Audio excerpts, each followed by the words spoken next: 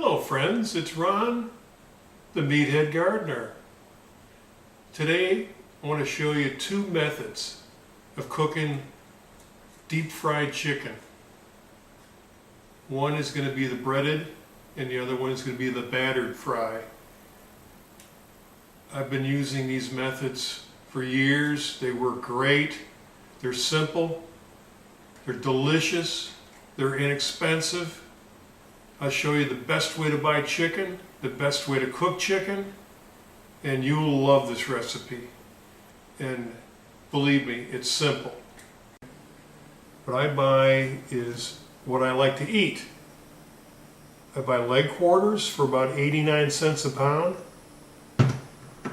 and I buy boneless breast meat for under $2 a pound. Now there's no wings, but there's also no backs, no necks, no giblets, no gizzards, no livers. You know, you might want that stuff, but I'm not going to pay, $1 a pound for that. This is the best way to buy chicken, folks, if you just want the most yield for your dollar. Before you cook your chicken, brine it. Brining is soaking chicken or marinating it in salt and sugar water. You can Google the formulas for that. I don't want to get into all the details, but it does make a big difference. If you don't want to do it, fine. Of course, the leg quarters, I've just split those. It's real easy to do. This is your dark meat, which I love.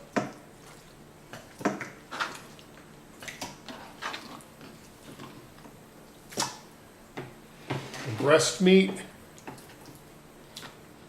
I'm just going to cut these maybe in half. Let's cut them on the bias.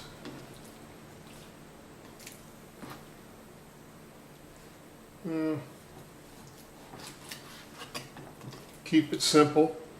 It's my motto. And we'll leave that one just like it is. We're going to do the breaded first and the beer battered second. So I use store-bought breader. You can make your own. I mean, you look at the ingredients, it's nothing more than cornmeal, enriched flour, lecithin, and a few other ingredients. That's so easy to make, but it's also pretty inexpensive, so I go ahead and throw a little bit in there, about a cup. In these pieces,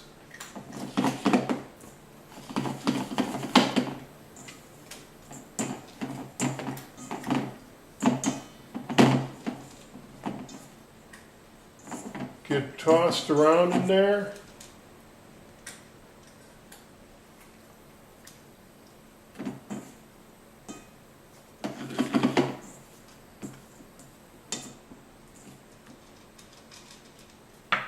It's called dredging. This breader is very fine, and it will not fall off in the fryer like you think it might. It really sticks on there. Well, I got a cat sniffing around, so. Oh, we're at the nerve center here. This is a 4-cup fried addy. Now the reason I say deep fry is because the oil is deep. Can't get any more simple than that. I cook everything in peanut oil, 100% pure peanut oil, at 350 degrees. Alright, I've taken the chicken out. It's in a pan in the oven. And as I let the heat, the temperature of the oil get back up to 350, I'll go ahead and give it a quick scrape. This is the breading that fell off of that chicken. It's not much. That's why it's such a goof-proof way to do fried chicken. So I'll remove all this.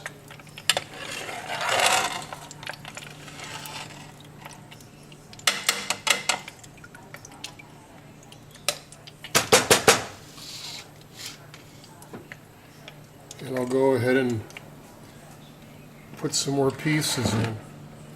I'll do the heaviest pieces first, which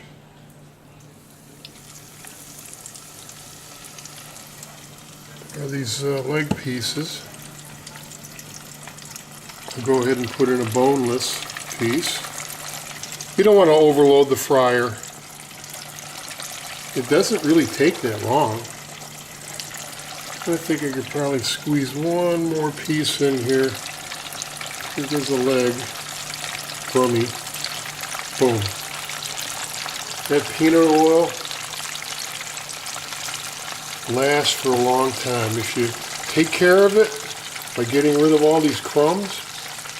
This is the last of the breaded chicken.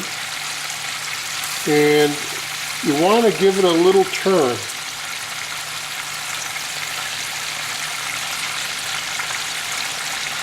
So it doesn't get burned on one side. Ooh, look at this. Yeah, go ahead and just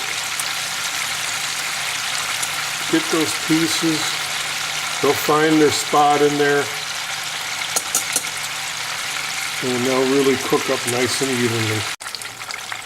Alright, let's check up on the breaded deep fried chicken. Oh yeah, that's looking pretty good. That's a thigh. This is a piece of breast.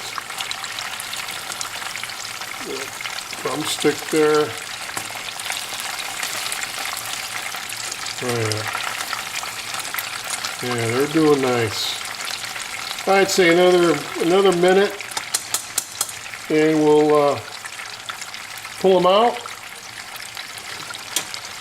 put them in the oven just to kind of rest, and then we'll go ahead and start on the battered chicken. Okay, for the second method of cooking fried chicken, we're going to do the battered, the beer battered. You start out with equal amounts of flour and cornstarch.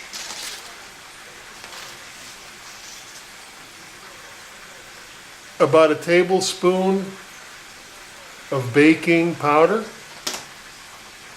And if you don't have this right here, you're missing a boat.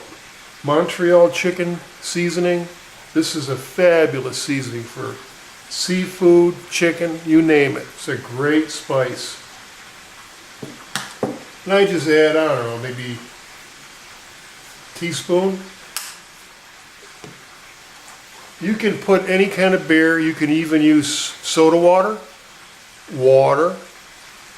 any kind of, you can experiment with whatever liquid works. I happen to like this particular brand of beer. Seems to work the best. And just, you want to get it about the consistency of pancake batter.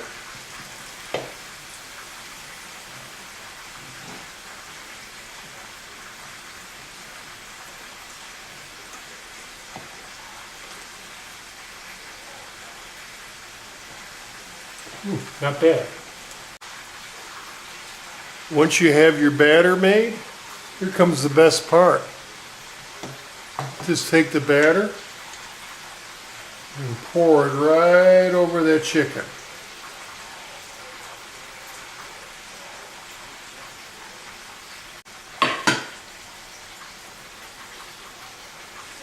And now comes the fun part. So it gets a little messy, but you get that chicken nice and coated. And it sticks pretty well. You don't have to pre-coat the chicken. You don't have to do anything. This is such a wonderful recipe. Trust me, this will really work out good for you.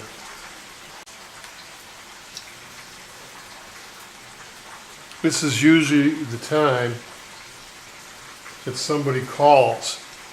So you got to run over. Every phone in the house is batter smeared all over it.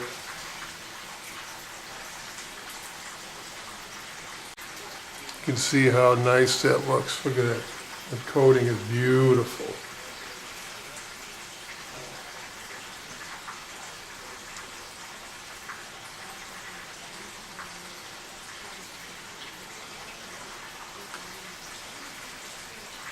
Okay, the next step, I'm going to pop this into the refrigerator for about 20 minutes, just to let that set up a little bit.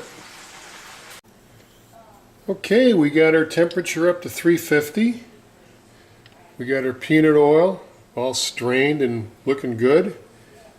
And we've got our first batch of beer battered chicken. So I'll put the biggest pieces in first. Oh yeah. Oh yeah. Grab a hold of this. Yeah. And I'll give that a couple of minutes, and then I'll throw in the breast pieces, and then I'll follow it up with the leg pieces. Yeah, look how beautiful that beer battered chicken came out. Can't wait to sink my choppers into a few bites of that.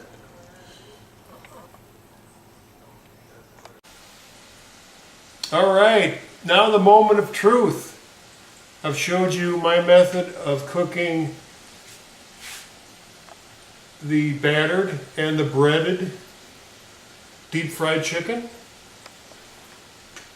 And I can't wait to give it a try. I've been smelling this all afternoon. These two pieces, this is the breast, 100% breast meat. This is the thigh. This is the leg.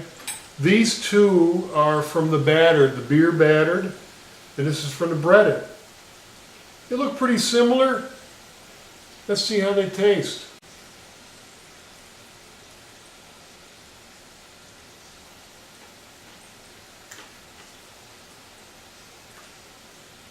Oh my God, it's so good. Let's try some of this delicious breast meat.